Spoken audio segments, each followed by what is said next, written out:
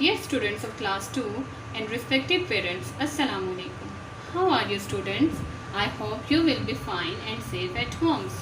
I am your English teacher from Junior Campus High School, and today I am going to deliver you a lecture about New Active English book, and today is our 4th lecture.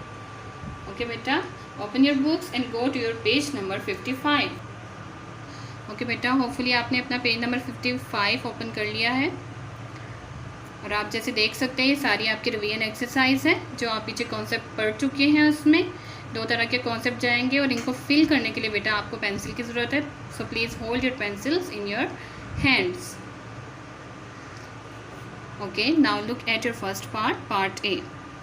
अब आपको statement पढ़नी है ध्यान से। Put in our, your, their और it's.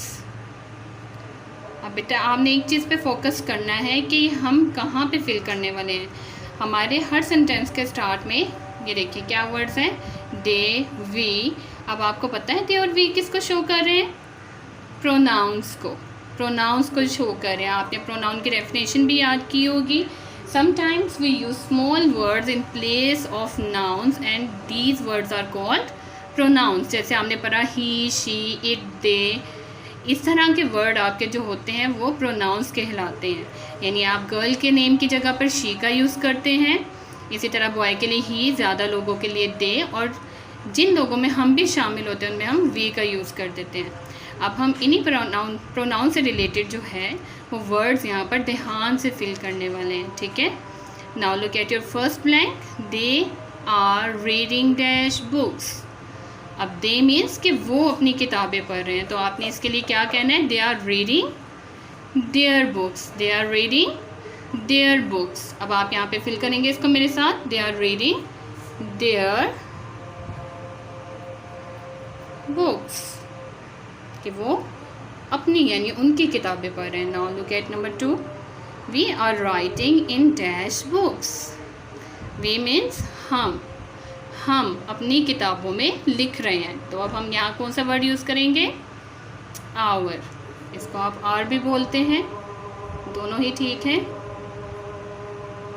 Now look at number 3। Jameel and Uzma. यहाँ पर अब आपके पास नाउन्स हैं, लेकिन ये 2 लोगों की बात हो रही है, तो हम इनको ज़ाहिरी बात है दे के तौर पर देखेंगे। तो हम क्या कहेंगे? Jamil and Uzma are sitting on dash chairs.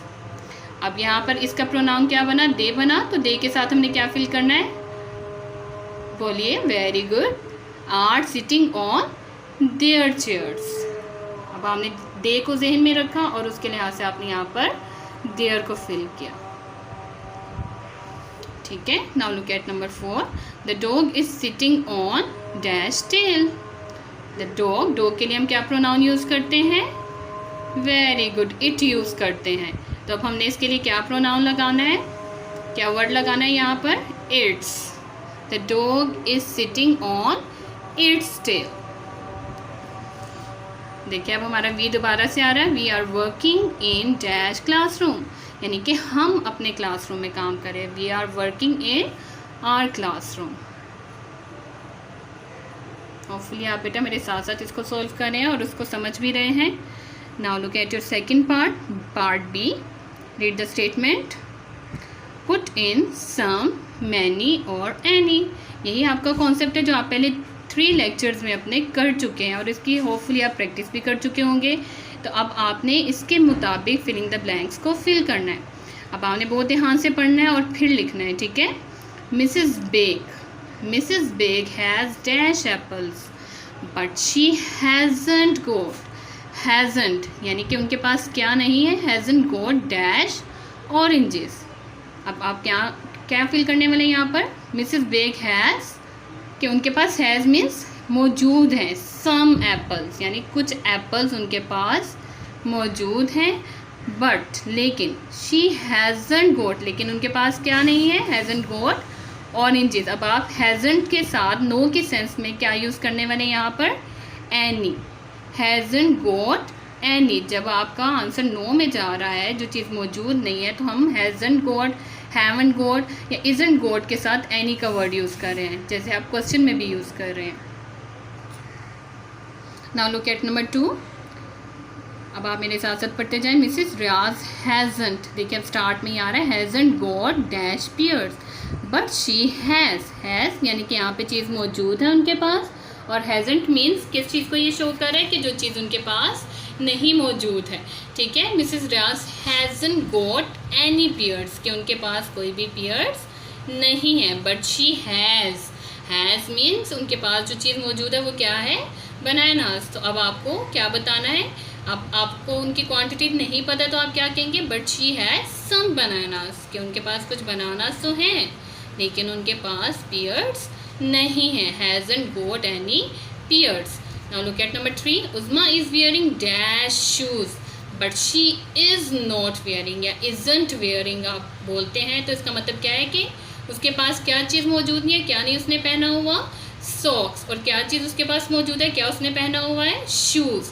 तो अब आप शूज़ के साथ क्या लगाएंगे, सम, और सॉक्स के साथ क्या लगाएंगे,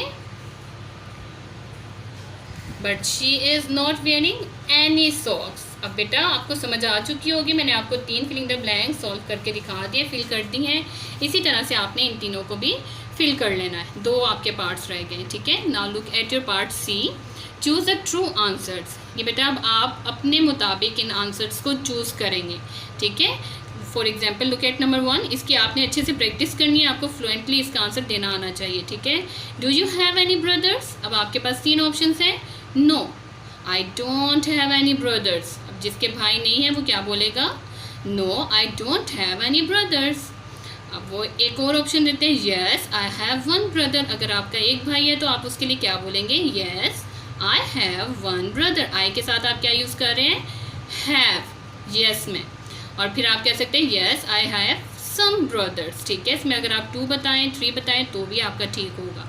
इसके आपने खुद से प्रैक्टिस करनी है। Look at number 2 now, do you have any sisters, no I have no sisters, अब जिसकी कोई बहन नहीं है वो क्या बोलेगा, no I have no sisters, और अगर हैं एक बहन है तो येस आई हैव 1 सिस्टर, और ज़्यादा है तो yes I have some sisters. अब आपने इसी तरह से इसी पेज की अच्छे से प्रैक्टिस कर लेनी है, और अपना खूब ख्याल रखिए। हमारा लेक्चर आज का यहीं पर ख़त्म होता है। आपने पिछले पेजेस के साथ साथ अब पेज नंबर 55 की अच्छे से प्रैक्टिस करनी है।